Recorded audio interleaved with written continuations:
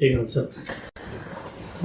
اگلی چیز ایک اور جو عام طور پہ سننے میں آتی ہے، خصوصاً اس ماہ کے دوران ساتھ ماہ صلی اللہ علیہ وسلم کے حوالے سے جو لوگ اپنے جذبات کا اظہار کرتے ہیں، اس میں کہا جاتا ہے کہ جتنے انبیاء تھے، آپ نے میزان میں پورا اس پر مضمون بھی باب لکھا ہے، ہم نے اس کو پڑھا بھی ہے، لیکن میں چاہتا ہوں ایک عام آدمی کو خلاصہ بھی سامنے آ جائے۔ اس کو لوگ کہتے ہیں کہ سارے نبی تیرے در کے سوالی، یعنی انبیاء جتنے بھی تھے وہ آپ ہی کے در پر، یعنی گویا آپ ہی کی تکمیل کے لیے آ رہے تھے، اور سب پر آپ کو یہ فضیلت حاصل ہے، اور اسی کو ہماری شاعری میں، ہماری نعتوں میں، ہماری قوالیوں میں، ہمارے روزمرہ کے جو انٹریکشن ہے اس میں رسول اللہ صلی اللہ علیہ وسلم کی اسی حیثیت کو بیان کیا جاتا ہے۔ تو قرآن کی روشنی میں کیا یہ بات بھی کہی جا سکتی ہے کہ رسالت مآب صلی اللہ علیہ وسلم تمام انبیاء سے افضل تھے؟ قرآن مجید اس سے بالکل مختلف بات کہتا ہے۔ وہ یہ کہتا ہے کہ یہ فضیلت کی بحثیں بالعموم امتوں کے مابین مناقشات کا باعث بن جاتی ہیں،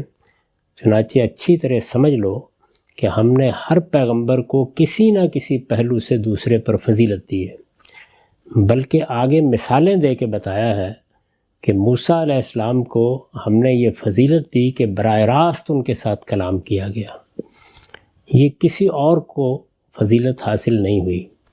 سیدنا مسیح علیہ السلام کے کچھ خصوصی معاملات ہیں، وہ بن باپ کے پیدا ہوئے، ان کو غیر معمولی معجزات دیے گئے، روح القدس گویا خدمت میں کھڑے ہیں کہ جو کچھ وہ کر رہے ہیں فوری طور پر اس کے نتائج سامنے لے آئے جائیں۔ تو یہ کچھ مثالیں دے کے قرآن مجید نے یہ بتایا کہ ہر پیغمبر کے ساتھ ہمارا معاملہ رہا ہے۔ رسالت مآب صلی اللہ علیہ وسلم نے متعدد موقعوں پر اس کی نفی کی۔ میں نے وہ ساری روایتیں اپنی کتاب میزان میں نبی کی فضیلت کے باب میں اکٹھی کر دی ہیں، جن میں آپ نے توجہ دلائی کہ اس طرح کی باتیں نہ کہا کرو، اور پھر یہ بتایا کہ 6 چیزیں ہیں جن میں مجھے دوسرے پیغمبروں پر فضیلت حاصل ہے۔ ان میں خاص طور پر یہ ہے کہ مجھ پر نبوت ختم کی گئی ہے، اور اب قیامت تک کے لیے سب انسانوں کے لیے میں ہی اللہ کا رسول ہوں۔ تو اس سے یہ تصور دیا گیا ہے کہ اللہ تعالیٰ نے سب پیغمبروں کے ساتھ الگ الگ معاملہ کیا ہے، ہر ایک کو کسی نہ کسی پہلو سے کوئی فضیلت حاصل ہے۔ رسالت مآب صلی اللہ علیہ وسلم کو بھی بعض غیر معمولی فضیلتیں حاصل ہیں۔ صحیح تصور یہ ہے، لیکن امتوں کے اندر یہ خرابی پیدا ہو جاتی ہے۔ ہم مسلمانوں کو تو یہ تعلیم دی گئی تھی کہ رسول یا نبی ہونے کی حیثیت سے ہم کسی نبی یا کسی رسول کے معاملے میں کوئی تفریق نہیں کریں گے۔ اس امت کا کلمہ جامعہ قرآن میں یہ بیان ہوا ہے کہ لا نفرق بین احد من رسلہ، ہم اللہ کے پیغمبروں میں کوئی تفریق نہیں کرتے۔ یعنی یہ کہ وہ اللہ کے پیغمبر ہیں، یہ کہ اللہ نے ان کو منتخب کیا ہے، یہ کہ ایک بڑی ذمہ داری دی ہے، یہ کہ اللہ تعالیٰ نے ان کو فضیلتیں دی ہیں، ان سب پہلوؤں سے ہم پیغمبروں کو مانتے ہیں، ان پر ایمان لاتے ہیں۔ اور سب پیغمبروں کے ساتھ ہمارے معاملے کی نوعیت بھی یہ ہے کہ ان کی تعلیمات، ان کی دعوت اسلامی تھی، انہی کا دین ہے جن کو لے کر رسالت مآب صلی اللہ علیہ وسلم نے ہمارے لیے اس کی تصویف فرمائی۔ قرآن مجید جگہ جگہ خود رسول اللہ صلی اللہ علیہ وسلم کو یہ کہتا ہے کہ یہ میرے پیغمبر ہیں، نام لیتا ہے ان کا، اور پھر کہتا ہے فَبِہُدَاهُمْ اقتدوا،